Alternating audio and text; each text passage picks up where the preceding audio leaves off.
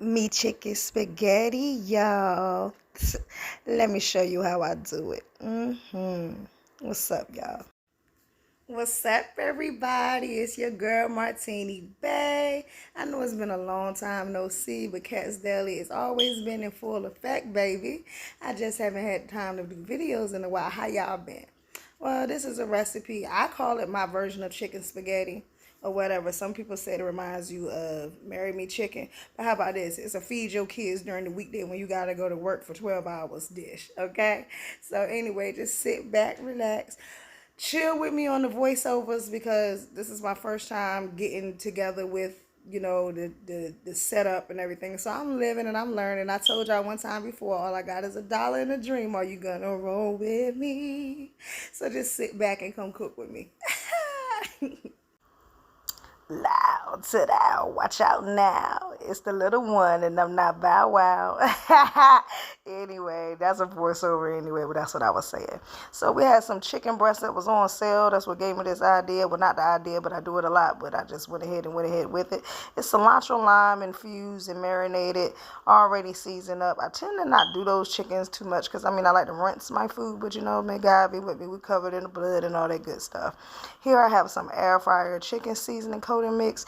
It's basically nothing but your average breadcrumbs. It's already seasoned and it kind of have that already sticky where you don't have to use an egg, long as your chicken is wet type junk. So this chicken is very much so wet. My titties are wet. Do you see those nice titties? Just get those titties all submerged in there. Hoping you can see. Look, trying to make sure you can see. This is my first time. Yep. So yeah, so just look how it sticks. Look how it sticks. So, and then it has a nice color to it, as you cannot see. Look at that. Look at that. So you're just going to make sure you try to cover every nook and cranny if you can, or whatever have you. If you want, you can use a bag or whatever. That's basically it. Look at that. And they're nice and thin, just like I like it. Once we get all those coated, I'm going to set those on a drying rack and just let them sit there for a minute while I prepare everything else. There are 3 chicken breasts, and see, we're going to set those to the side and let them rest for a little bit. So on to my water. I have my water boiling for my linguine noodles. You can use any type of pasta you want. I usually do spaghetti noodles, but I had some linguine trying to make it a little fancy for you guys today. I don't really see the difference, but it is. So everybody knows when you boil in water, honey, you put your little salt and your little olive oil or your cooking grease or whatever you got, honey, so that pasta will not stick when it's done. Then I have my grease, all nice and high. It was on medium high. I usually try to do the thick side up down first, but I still put it in the pan wrong. But no, the presentation side is the one that you want to cook first, even with salmon or anything, beef, anything. If you know you're going to have it like a presentation, cook that side first. So yeah, the first brush I put it in there wrong, and I'm sitting up here trying to tell y'all what to do, but I'm just saying. It still came out good though. But either way, so you're just going to let those cook. I let them cook for about a good 5 minutes on each side, and then I took them out. And from where they have the breadcrumb mix, and this is a non-skid, look at that, actually pretty. I still wanted to have like a certain crispiness to it, so I took it out and I put it in the air fryer for about a good 10 minutes on each side. So 20 minutes all together in the air fryer and about 10 minutes in the frying pan, if that makes sense, okay? If you have a good cast iron frying pan, then you probably... Okay, so we ready to put our noodles in. That's my linguine, honey. Yes, put it in there. Now, as you can see, you don't need to get a close-up in the pot because you see that steam coming off, so you know she's ready to be having something drop down in her. She's boiling, okay? So, yeah, I was struggling a little bit with the bag. Hey, let me go ahead and get ghetto and stab it real quick. There we go.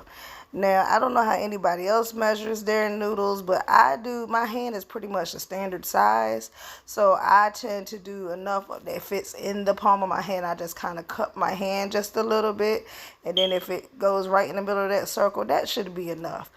Plus something old school. See that? That's pretty much standard for a good pot. And then I break them in half too, so either way you're getting bang for your buck. You get what I'm saying? Voila. So we're going to just cover that back up. Now, see what I was talking about cooking them? I knew it was going to get a little sticky. It tends to do. You know what kind of pans you have and what kind of pans you don't have. But if it ever feels like it's going to come out just a little bit soggy, if you have an air fryer or even an oven, you can put it on convection or broil. Like I said, I took mine and placed it on the air fryer rack and put it in the air fryer for 10 minutes on each side. See, yeah, it's a little bit still too soggy for my taste, but not soggy, but it's too soggy. But look, I'm about to catch something on fire with the grease dripping on the stove. Now, I have my green peppers, my red peppers, and my onions. We're going to saute those up real quick, honey. And I got some garlic butter that they're sauteing in. That garlic butter, all that is going to add good flavor. So now it's on time to our shrimp. So now we're in with our shrimp. I took the tail off of some of them, and then I left the tail on some of them. The ones that I left the tail on, those are going to be what they call my presentation shrimp. And presentation shrimp just means that they're going to be the ones on the outside, while the other ones are just mixed in with the mix-in. You get what I'm saying?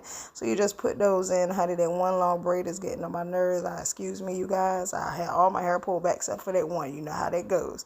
So I'm just kind of trying to drop them in there so I can hurry up and get it out. Then I'm going to add mixed garlic once the shrimp starts to get a little translucent, just a little bit pinkish, because we want that garlic flavor to add on in there. That's about like maybe a half a tablespoon. Then I'm going to season in with this is a cheap version of Old Bay, but it tastes kind of the same. You know what I'm saying? So yeah, it's called seafood seasoning, but it tastes just like Old Bay. That's what I have, and that's what I'm using. So we're just gonna stir those in there, or whatever have you. A lot of people like to lay their shrimp down flat. For me, for this recipe, it kind of really doesn't matter. But with certain things, I would like to lay them down flat. But from where we're mixing it right on in, just cooking it and I'm pressed for time, we're just going to stir them all in there. Now, as you can see, the shrimp is going inside the pasta. I took them out a little early, but those presentation shrimp, I want them to get a little darker. So they're going to saute a little bit more with those green peppers and onions, okay? Yes, and so you just stir them all around and then let them get a good cover up. Okay, and once I take those out, you see how those onions are translucent and cooked down? We're going to go in with our Rotel, which is the mild version. Really don't want too much hot, but at the same time, it adds a nice flavor, even with the green chilies. And so you're just going to let those cook off, and then we're going to add in our cream of chicken as well. If you don't like cream of chicken, you can do cream of mushroom. You can do cream of celery. They got so many different canned soups that work good with certain recipes. Honey, I just did cream of chicken because it's classic for me. Now, just get all those stirred up in there. Yes, sir. Yes, sir. I know it look like a whole big old mess right now. Like, what is that, honey? My son came to me and was like, what is that, mommy? Ew. Because he's not used to all the little peppers and onions, and he's not into condiments and stuff just yet. But yeah, so right there I stopped and went got some seasonings. So I just grabbed some garlic powder, some onion powder, and then I'm gonna throw a little black pepper in there. But yeah, so there goes my garlic powder. Not too much. I'm a little bit more heavier with the onion powder just because, honey, I love onion powder. Yes, Lord. And I'm also heavy with that black pepper. If anybody knows me, knows I'm a black pepper lover. Do you hear me? Rather black pepper than salt. So once again, you just start stirring and getting all those in there. I've also reduced my heat to like a medium low, or just medium if you want. Depends on how, how fast your stove cooks or whatever pan you're cooking in. You got to know your cookware. We're about to go in with probably about a good 5 ounces of Velveeta cheese. Depends on how big of a pot you were making. You might need it more, but I only use 5 ounces. I started off with 4, then I decided to use maybe a little bit more, so I would say 5 ounces altogether. I should be using a knife, but hey, why not? My kitchen shears were already utilized for cutting open stuff, so there you go. We're going to utilize it on this cheese. Now, if it gets too thick, you have your chicken broth or water if you want to use it. But I'm going to go in with this heavy whipping cream. The heavy whipping cream comes in and it gives it, instead of that yellow color, it gives it more of a tannish color. That white mixed with that yellow kind of makes it tan. So that way it gives it that creamy look. Plus it'll thicken it up if it's not thick as you want it. But like I said, if it gets too thick on you, you don't like the thickness of it, you can come in with some chicken broth slowly but surely, or just some water slowly but surely. Like just add maybe a tablespoon each time until you keep stirring it up. And you see how the color is changing and it's getting a little lighter instead of just that deep yellow. Yeah, that's what you want right there.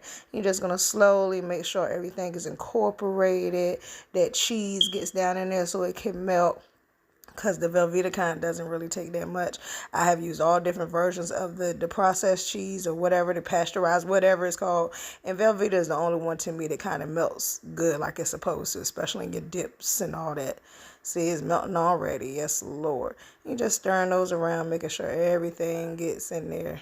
Sorry I didn't come around the front like I thought I should, but it's kind of hard cooking and then trying to look at the camera at the same time. See, I think I came over there just a little bit. Now, once I get all that incorporated, you know that shrimp that we took out? We're going to add those right back on in there, and we're going to stir those and make sure those get covered up as well.